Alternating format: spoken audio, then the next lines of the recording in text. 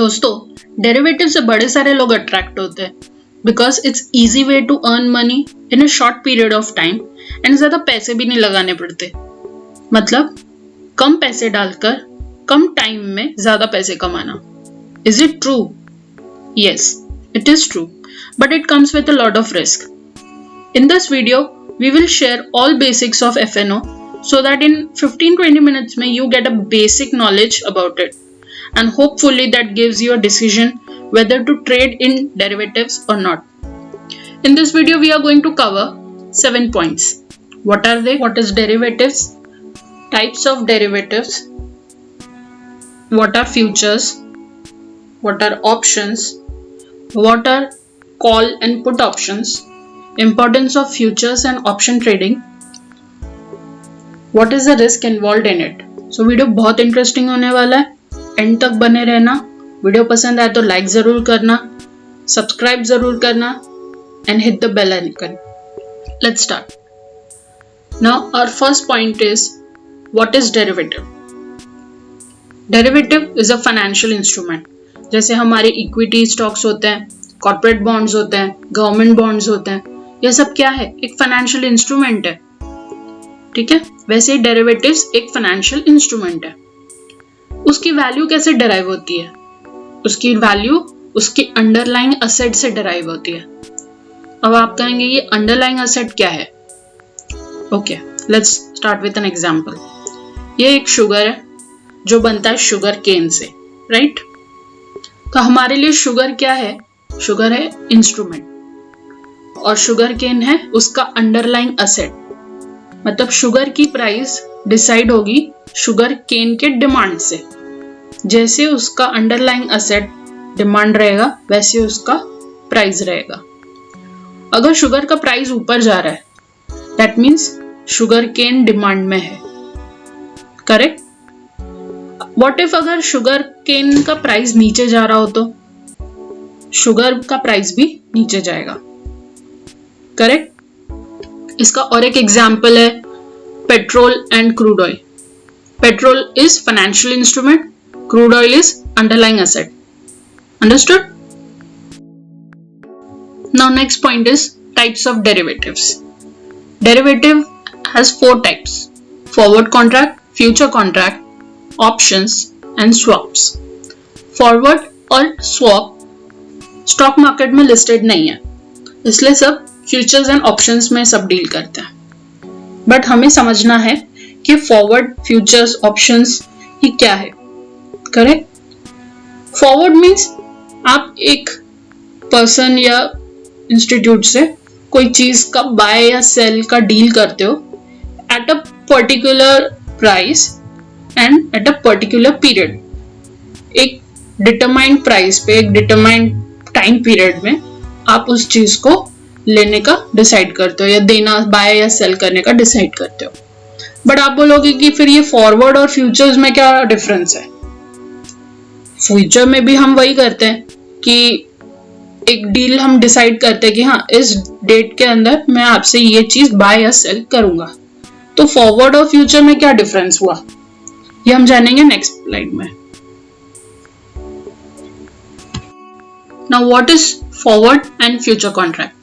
Forward contract होता है जो दो पार्टीज के बीच में बाय या सेल करने का एक डिसाइड होता है एक स्पेसिफाइड प्राइस पे और on a future date. But वो लीगल नहीं होता, वो कोई स्टैंडर्डाइज फॉर्मेट नहीं होता। ठीक है, मतलब उसमें आप you can back out also. But in future contract it has a legal agreement to buy or sell a particular commodity at a specified price on a future date. मतलब future contract में आप backout नहीं कर सकते।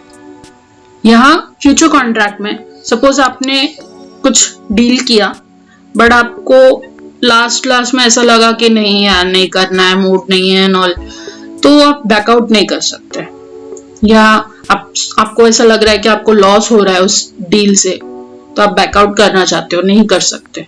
आपको वो deal complete करना पड़ेगा because there is a legal agreement between you both parties. Understood?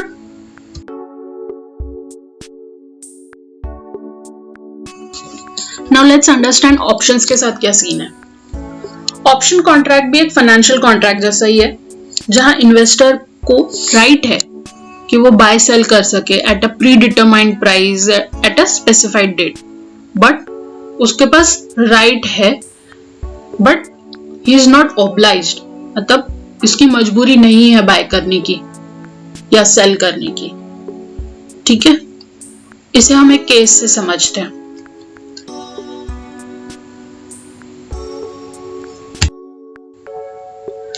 For example, Reliance का अभी करंट मार्केट प्राइस चल रहा है 2634।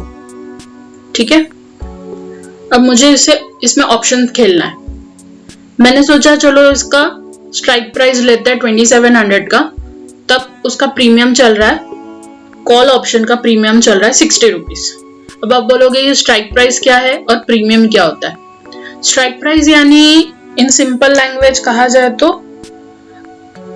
मेरा अनुमान, मेरा प्रिडिक्शन। करंट मार्केट प्राइस 2634 चल रहा है, बट मेरा प्रिडिक्शन है कि ये 2700 तक जाएगा या उसको क्रॉस करेगा। ठीक है, और प्रीमियम क्या होता है? प्रीमियम आप बोल सकते हो कि एक टिकट वैल्यू होती है, एक डिसाइड होता है। अगर आप स्टॉक लेते हो तो आपको एक रिलायंस 2634 में लेना पड़ेगा, लेकिन आपके पास उतने पैसे नहीं है तो आप कम पैसों में भी खेल सकते हो, इसीलिए प्रीमियम होता है। लॉट साइज 250 शेयर्स है इसके। सो आपने सोचा कि आज ऑप्शन खेलेंगे रिलायंस में, ठीक है, तो उसका प्रीमियम चल रहा है अभी 60 रुपीज और लॉट साइज कितना है? 250 शेयर्स। आप एक लॉट या एक से ज्यादा लॉट ले सकते हो। ओके, अब मैं बाय करूंगी 250 क्वांटिटी, मैं अज्यूम कर रही हूँ एक लॉट ले रही हूँ, 250 quantity at the rate 60 rupees, यानी 15,000 रुपीज इन्वेस्ट किया। कुल, अब जो मेरा प्रेडिक्शन था, मैंने सोचा था आज रिलायंस का कुछ रिजल्ट आने वाला है, आई नो रिजल्ट्स अच्छे आने वाले हैं, रिलायंस बूम करने वाला है, और वही हुआ। रिलायंस बिकेम 2750। मेरा प्रेडिक्शन क्या था? 2700, बट इसने 2700 क्रॉस कर लिया, 2750 हो गया। तो उसका प्रीमियम जो पहले 60 रुपीज था अब 105 हो गया। अब ये बढ़ कैसे गया? क्योंकि उसका जो अंडरलाइन असेट है रिलायंस, उसका प्राइस बढ़ गया। तब मैंने सेल कर दिया 250 क्वांटिटी इंटू 105, कितना मिला? 26,250। तो मुझे प्रॉफिट कितना हुआ ओवरऑल? 11,250।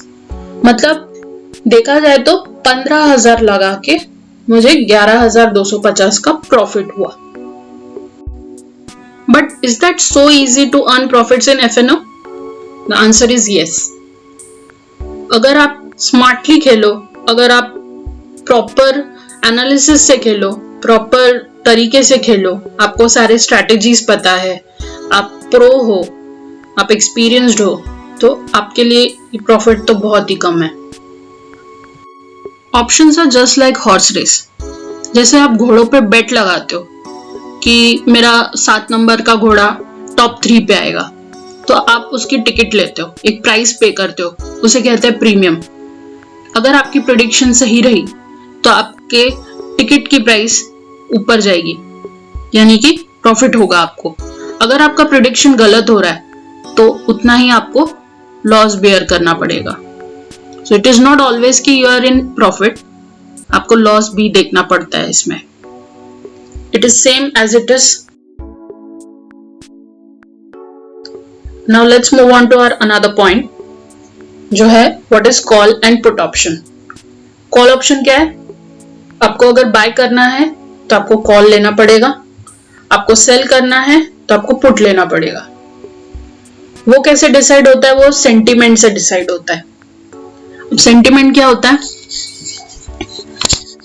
जैसे बुलिश और बेरिश, दो तरह के सेंटीमेंट होता है। बुलिश यानी आप एक्सपेक्ट कर रहे हो कि मार्केट आज ऊपर जाएगा, और बेरिश यानी आज मार्केट नीचे जाएगा। तो अगर आपको लग रहा है कि आज आप कॉल कैटेगरी से बिलोंग करते हो, आपको लग रहा है कि आज बुलिश है, आज मार्केट ऊपर जाएगा, आज कुछ गुड न्यूज आया है, तो आप क्या करोगे? आप कॉल बाय करोगे। अगर आप पुट कैटेगरी से हो तो आप पुट सेल करोगे, लेकिन अगर आप बियरिश कैटेगरी से हो, आपको लग रहा है कि नहीं आज मार्केट तो गिरने वाला है, आज मार्केट में कुछ होने वाला है, तो आप कॉल कैटेगरी से तो आप कॉल सेल कर दोगे, या आप पुट हो तो पुट बाय करोगे। ठीक है। अब उसमें रिस्क क्या होता है? कॉल वालों के लिए रिस्क लिमिटेड है बट प्रॉफिट अनलिमिटेड है। वो कैसे? जब हम कॉल बाय करते हैं, जैसे हमने रिलायंस के एग्जांपल में लिया था, कॉल प्रीमियम लिया था हमने 60 रुपीज का, तो अगर लॉस होगा तो ज्यादा कितना होगा? 0 ही हो जाएगा ना 60 का, तो हमारा लिमिटेड है लॉस। ठीक है, मतलब 60 रुपीज का ज्यादा लॉस होगा, उससे ज्यादा तो नहीं होगा, राइट? लेकिन profit it can be anything, उसका तो कोई लिमिट डिसाइडेड नहीं है। सो प्रॉफिट हमें अनलिमिटेड होता है उसमें। बट पुट में क्या होता है? जो ऑप्शन सेलर्स होते हैं, पुट वालों को क्या करना पड़ता है? पुट में अनलिमिटेड रिस्क होता है। क्यों? क्योंकि उनको जो ऑप्शन सेल करते हैं उनके लिए उसके लिए बड़ा अमाउंट चाहिए होता है। मतलब आप ये 5-10 हजार से आप पुट सेल नहीं कर सकते, आप ऑप्शन सेल नहीं कर सकते। आपको मिनिमम 2 लाख रुपीस प्लस आपके डीमैट में होना चाहिए, तभी आप कर सकते हो। तो उसके लिए उनका बहुत रिस्क अनलिमिटेड होता है, बट प्रॉफिट लिमिटेड ही होता है।